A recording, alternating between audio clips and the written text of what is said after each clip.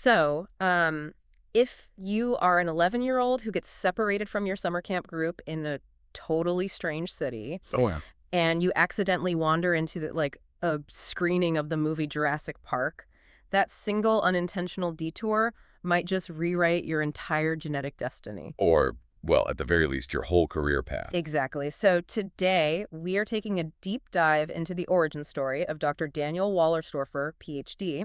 Specifically, we're looking at the opening chapter of his book, Unlock Your Genes for Precision Health. Right, and that chapter is aptly titled, How It All Started. Yeah, and our mission for this deep dive is to trace how this highly specific childhood cinematic mix-up eventually led to a massive radical argument for how we manage human biology. Because he makes a case that modern medicine needs to, fundamentally abandon its reliance on damage control Right. and just pivot entirely toward genetic prevention. Which is huge. And the way the source material frames this argument is just so effective because it grounds this highly complex, sometimes intimidating scientific framework in a universally understood childhood passion. Yeah, he doesn't open with sterile lab coats or dense molecular theory. He literally begins the journey with dinosaurs. Which is genuinely fascinating. It really highlights the serendipity of scientific inspiration. According to the text, when the author was just 4 years old, his parents gave him a book about prehistoric creatures. The classic dinosaur phase. Exactly. But that single book completely captivated his imagination and sparked this intense dream of becoming a paleontologist. I mean, he writes so vividly about imagining himself out in the harsh desert, digging for fossils with literally nothing more than a shovel and a toothbrush. A toothbrush. A toothbrush, trying to uncover these ancient mysteries. And what really stands out in the text is the durability of that obsession. Because for most kids, an intense interest in dinosaurs is just a passing phase, right? Yeah, totally. The author notes that as the years went by, his peers eventually moved on to more standard pursuits, like soccer and tennis. As you do when you grow up. Right. But his passion remained entirely intact, which basically sets the stage for a really remarkable collision of circumstances when he's 11 years old. Right, which brings us to the summer camp in Canterbury in the United Kingdom. He traveled there specifically to learn English. Yeah. And the text details a specific evening when the group goes out with their guardian for a trip to the cinema. And the irony of this moment is, I mean, it's just brilliant. The movie the group was scheduled to see was Home Alone 2, Lost in New York. A film entirely centered around a child who gets separated from his guardians and has to navigate a strange environment all on his own. You literally cannot script that kind of situational irony, because right after they get past the entrance of the cinema, the rest of his group suddenly disappears. Oh, wow. He gets completely separated from the guardian and the other kids. So you have Daniel, a kid in a foreign country, literally alone in the cinema, while he's supposed to be watching a movie about a kid who is lost and alone. But, rather than panicking or frantically searching for his guardian, he makes a pretty pragmatic choice for an 11-year-old. Yeah, what does he do? He just accepts that he's been temporarily abandoned and decides to take full advantage of it. He simply sneaks into a random unassigned theater. Naturally. Right. He finds his way right to the middle of the empty front row. And the movie playing in that theater was Jurassic Park. Dinosaurs resurrected on the massive silver screen. The text describes this as the 120 most exciting minutes of his young life. Oh, that. Watching that movie forces this absolute life-changing epiphany. There's a direct quote from the chapter that encapsulates it perfectly. He says, "Forget dinosaur bones. I will clone dinosaurs." That is the pivotal moment. His lifelong, shovel and toothbrush love for paleontology collides forcefully with this brand new enthusiasm for genetic engineering. It's like a sliding doors moment. It really is. However, as the author is quick to point out, the extreme high of that cinematic epiphany was followed by, a rather harsh reality check. Well, yeah, I mean, the reality is that an 11-year-old cannot clone a dinosaur. No, they cannot. The desire is there, but the capability is entirely absent. And he acknowledges that limitation directly in the text. He wasn't allowed to clone them, and more importantly, he had absolutely no idea how such a monumental feat could even be achieved. Right. So this childhood fantasy generated a deep sense of frustration. But, and this is the key, that frustration was channeled into enduring motivation. He realized he had to do the work. Exactly. He realized the only way to bridge the gap between imagination and reality was to undertake the really arduous journey through school and university to master the actual principles of genetics and biotechnology. So he recognizes the barrier and scales it. He puts in the decades of work, studies relentlessly, and he actually does master He biotechnology. does. But as he progresses, his focus undergoes a profound shift. He moves away from the childhood dream of cloning dinosaurs and turns his attention toward human genetics. Yeah, and this transition is where he runs into a really severe, almost philosophical roadblock with how the medical establishment operates. Right, because he discovers this fundamental structural flaw in standard medical genetics. Yes. In his view, the entire modern medical system is built on damage control instead of prevention. Right. He argues that standard medicine basically limits itself by waiting in the wings until a disease actively develops and presents symptoms. Only once you're already sick. Exactly. Only then do they try to confirm the root cause, sometimes using a genetic test, and then they deploy resources to just minimize the damage as best as possible. I mean, I find myself really questioning the underlying logic of that approach. It seems incredibly counterintuitive. Is modern medicine basically treating our bodies the way a negligent driver treats a car engine? What do you mean? Like, it sounds like the system is designed to just drive the car continuously, ignoring all the internal mechanics, and waiting for the engine to completely seize up and start blowing black smoke on the highway before anyone finally decides to pull over and check the oil. Oh, that's a perfect analogy. Preventative maintenance is just missing. It completely aligns with his core thesis. To extend your car analogy, the text explains that most genetic defects that ultimately cause serious diseases are actually present from the very moment of birth. Right, the inherent flaws from the assembly line? Exactly. They don't just magically materialize when you turn 50, they lie dormant. These genetic vulnerabilities often remain quiet, developing into serious diseases only after several years or even decades. So if we knew the risk was dormant, we could intervene. Yes. The author's argument is that if we have the capability to identify that a specific genetic risk is dormant within us from the beginning, we could intervene early and prevent the disease from ever developing. So you know the engine has a faulty valve from day one. You replace a valve before you drive cross-country. You don't wait for the breakdown.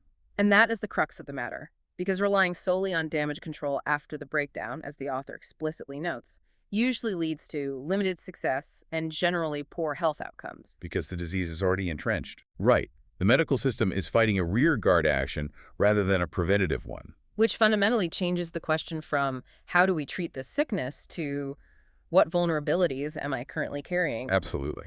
But, I think for the average person listening to this deep dive, it's very easy to assume that severe genetic defects are just rare anomalies, like bad luck for a small percentage of the population. Oh, for sure. People want to believe that. But Dr. Wallerstorfer introduces a specific statistic in this chapter that just completely demolishes that comforting illusion. He does, and it forces a radical reassessment of how we view our baseline health. The text states that according to expert estimates, every single one of us carries about 2,000 genetic defects that negatively affect our health. 2,000. 2,000 distinct genetic defects per person. I have to say, as a layperson, that number is incredibly daunting. It is a lot. It completely upends the idea that any of us are walking around with a pristine genetic code. You hear 2,000, and the sheer volume of potential issues almost creates a psychological barrier. It makes you wonder if the burden of knowing all those flaws is just too heavy. The psychological weight is substantial, I agree. But the author uses that exact number to completely reframe genetic risk. His thesis uses the 2,000 defects not as a reason to panic, but as a reason to act. Because everyone has them. Right. The critical takeaway is that these risks are not rare anomalies. They are an inherent, universal feature of the human condition.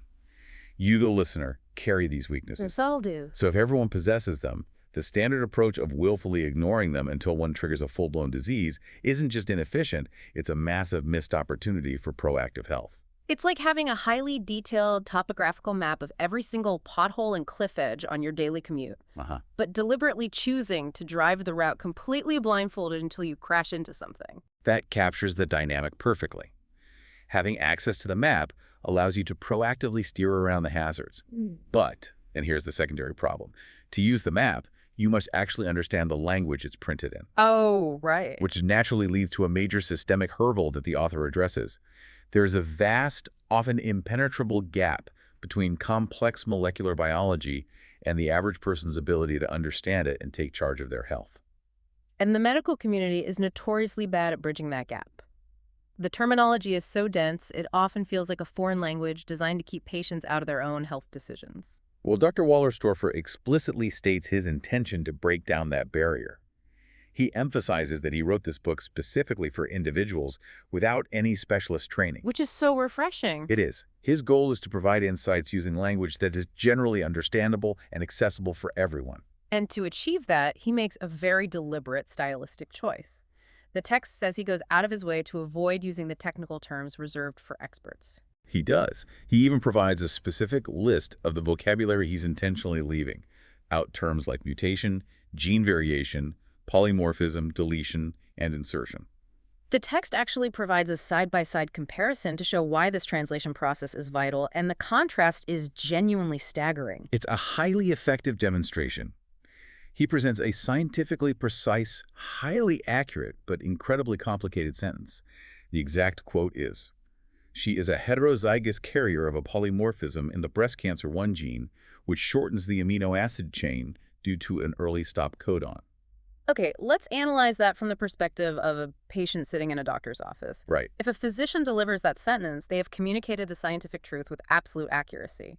But from a practical standpoint, they've communicated absolutely nothing of value to the person whose life is actually on the line. Which is exactly the author's point. The precision creates a wall. Yeah. So he opted to replace that incredibly dense sentence with an equivalent statement designed purely for the reader's comprehension. He translates it to, "One of her 2 anti-breast cancer genes is defective." Okay, I totally understand the incredible value of that for empowering a patient, and let me advocate for the scientific establishment for a second. Sure. There's a valid reason why words like heterozygous and polymorphism exist. They convey very specific biological realities. By stripping that nuance away and just saying defective, doesn't the author open the door to dangerous oversimplifications? He is highly aware of that exact tension, and he addresses it head-on. He openly acknowledges that his methodology will undoubtedly draw criticism from some experts who will fault him for avoiding precise technical language. Right, the academic pushback. He fully anticipates it, but his underlying philosophy overrides that concern for academic purity. He argues that by taking a more plain-spoken approach, he hopes to give a broader range of people the foundational understanding they desperately need. Precision is useless if the patient is confused. Exactly. Scientific precision is effectively useless, maybe even detrimental, if the actual human being living with those genes cannot understand their own body.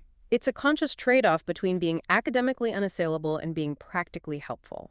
If the goal is prevention, the person doing the preventing has to understand it. Saying, one of your 2 anti-breast cancer genes is defective is immediately actionable. Yes. It demands a response. It allows the individual to ask, okay, what do we do next? That is the ultimate goal, facilitating action through comprehension.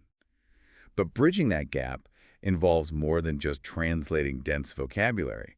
It also requires navigating the inherent, often frustrating uncertainty of how genetic statistics actually operate in the real world. Because human biology is not just a simple static math equation where A always equals B. It absolutely is not. And the author explicitly reminds the reader of this, stating that biology is not a mathematically exact science. Right. You can't simply identify genetic vulnerability, assign a single universal risk percentage, and apply it to everyone on Earth. The actual frequencies vary wildly. How so? Well, the text points out they vary significantly by ethnicity between neighboring countries, and they can even show significant variation from one town to the next. Wow, from town to town. But that presents a massive logistical challenge, doesn't it? If the numbers are constantly shifting, how does the author provide readers with concrete information? He navigates that uncertainty by explaining that he is often forced to provide a range rather than a single number. The text provides a clear example. 46 to 85% carry this genetic defect. Okay, but a massive range like 46 to 85% can be super confusing for someone trying to assess their personal danger. It can. So to make the info clear and drive action, he establishes a very specific rule for himself throughout the book. When he's forced to mention statistics, he generally sticks to the high end of the known frequency or risk range. I have to pause on that rule because deliberately choosing to focus on the highest possible risk number seems, well, highly controversial for a scientist. It does sound counterintuitive at first. Right. If the established range is 46 to 85%, and he actively chooses to tell everyone the risk is 85%, isn't that statistical manipulation?